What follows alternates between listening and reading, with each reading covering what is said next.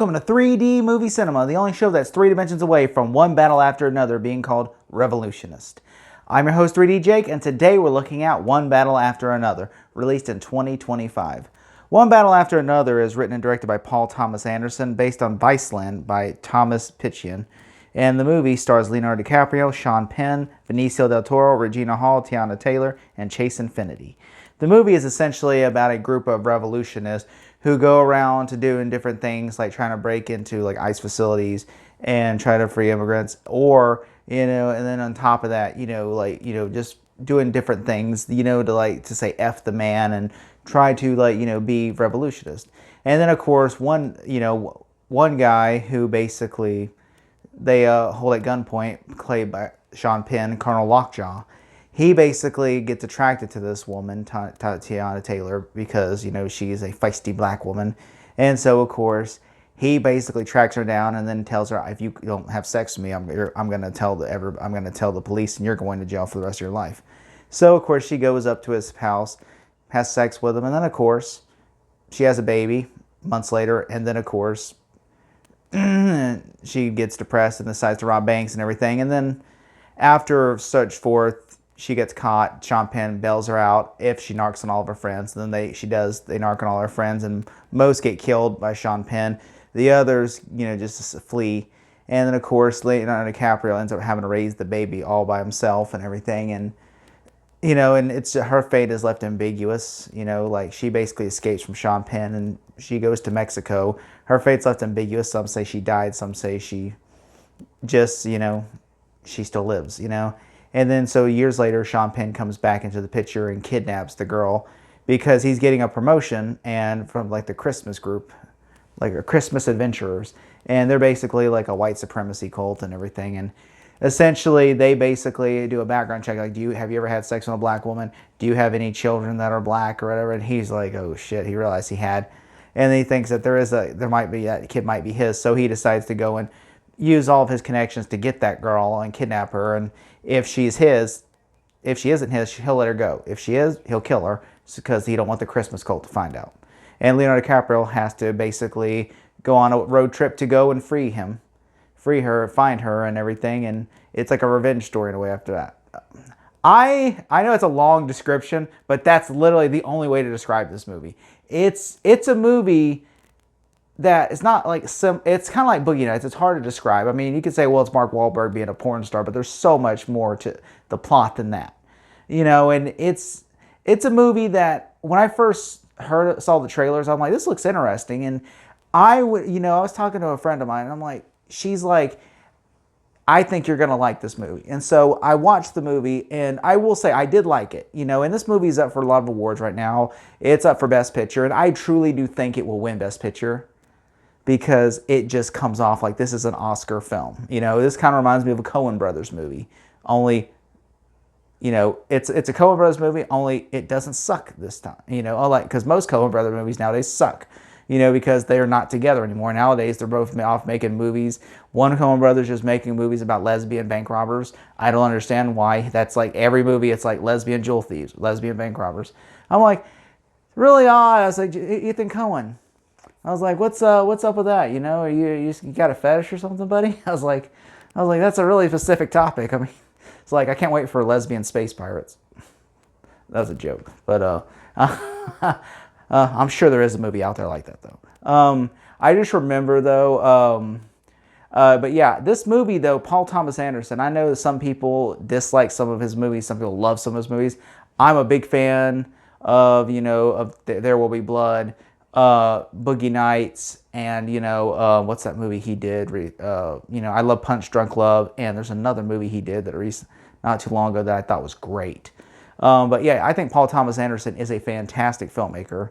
But I think honestly, that the only thing I just dislike about about this movie really is Leonardo. I don't like Leonardo DiCaprio that much in the movie. I feel like I like every character in the movie but him. I feel like the dojo master should have had a bigger role, and I feel like that should have probably been more like of the lead, and Leo should have been more of a supporting character, because I feel like Leo's character just runs around and it's just like frantic, like he's just like a guy who does drugs all day, and then he's like, so paranoid about the government, and then he basically, once the government does take his daughter and everything, he's just panicked, doesn't remember none of the passwords to get into the revolutionist group, and it's just so crazy, and I'm just like, it's just like he's just so out there, and everything, and I'm just like, what there's things that he gets like arrested, and then at one point, because of the connections that Benicio del Toro has, the dojo master, they basically able to like get him free, and I'm like, that would never happen. I don't care if you have moles there or not. There's no way that would just be like they're just gonna let, like, I mean, that's where it felt kind of to me like this is a fictional movie, because it almost feels like John Wick ish, where like everybody's in the high table, and almost everybody here, it's almost impossible not to find someone that's an assassin.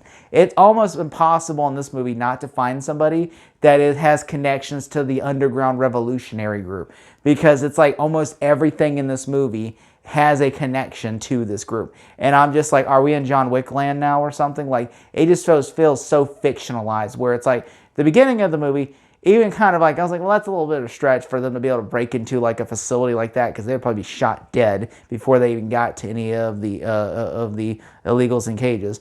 They would be, and I'm like, like I think, but the thing that I feel like this one, but this is like where it's like, okay, it's like someone, like, oh, they arrest this person, they put them in a squad car, and they're like, and then they bring them down, and they're like, all right, Bob, what's your name? And I'm like, what? He said Bob, and then then they like, okay, I need you to go out there and go and get in the car down there. And I'm just like, what? There's no way, because then she would get arrested for like, and in some parts I'm just like, there's just no way, and like, and then I do like though the transition of him going to like Benicio del Toro, going from the dojo to all the way to the store up there, and he goes up to different levels. And there were some funny moments later when he falls down and gets arrested. Like, that was funny. Like, he falls down, he starts running, and then which I'm like, he would have broke his neck. He would not be alive, or he would have broke his neck and he would not be able to continue. And I do like that Sean Penn, he plays his evil villain. I feel like he's like Christoph Waltz from Inglourious Bastards, where he basically is just willing to do anything to achieve his goal. He's willing to kill this woman who is potentially his daughter, and then once you realize she is his daughter, spoiler alert, he's just gonna kill her. Like, he's just like, I'm just gonna kill you, and that way, I'm like, and then they find out later, the Christmas adventurers, they find out, and so they send an assassin to shoot him in the face, and then they shoot him in the face, and and then it's like, it's so crazy like that. I like that whole thing in the desert. I thought it was great. I also thought, the nun compound where they used to pretend to be nuns, I thought that was great, and everything, and like Sean Penn showing up and everything. I thought that was really well done.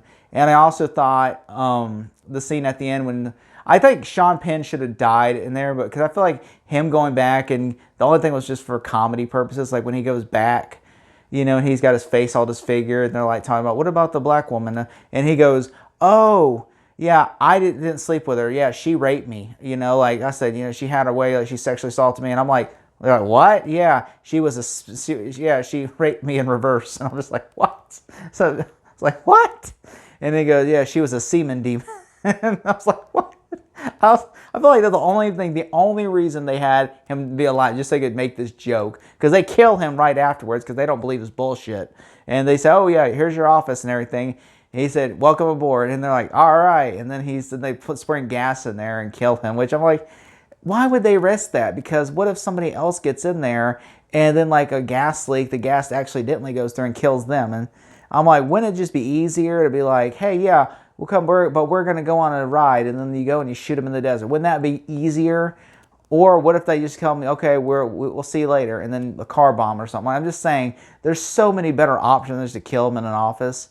I feel like, honestly, him coming back there, you should have shot him dead, before he even got in the building. I mean, just that to me is where I was like, it lost me a little bit, where I'm like, that's a little bit unrealistic, and I do like, though, like Chase Infinity's character, where she is this character who's not just thrown into this world. She has no idea, because her dad's just been like, my dad's just a paranoid guy, when she's like, oh my God, he's not paranoid, this stuff's real, and this people's hunting you, like Lockjaw. And I do like that, this big presence about it, and everything. And I do like at the beginning when you like you at first, at first it seems like they're just like a bunch of bad guys, when they're robbing banks and stuff. But then you see like as the movie progresses, you see them because you're like, oh, okay, like they're at first when they're breaking people out, you're like, all right, you're on their side. Then you watch them as they holding people, when they're robbing banks and stuff. Then you're like, okay, I'm not with them on that one. And then once like you get to like the middle, you're like, okay, Sean Penn is like really like just murdering them, and it's insane. Like especially like there's just so much, this impact of, and it is like, it feels like, I do agree that one battle after another, because it is like an uphill battle, and I think my biggest issue, I think, would be is, I feel like if it would have been the Dojo Master after her, and it would have just been like Leo would have they could have either got rid of him or made him a small character. I think that would have been better, because I feel like Benicio del Toro as Dojo Master, just on, it'd be a very Kill Bill-ish, and I thought that would be great. That's the only thing is I just feel like a dad who's a drug addict just going after his daughter. I did like the car chase sequence at the end when like there's just the cars chasing each other, and it's just like building, and then the girl gets out of the car off the hill and goes and hides in the woods or behind the dirt, and then the car crashes into it, and then like she tells him like the saying. And then all of a sudden, like he doesn't say, just shoots him dead. I thought that was great. I thought that was great. Unfortunately, I just feel like the movie's good. It's not great. I still think There Will Be Blood or Boogie Nights is much better than this movie, but I still enjoy it as a whole, and I definitely think it's going to win Best Picture. If I had to give this movie a score, I'm going to give it a B+. Thank you so much.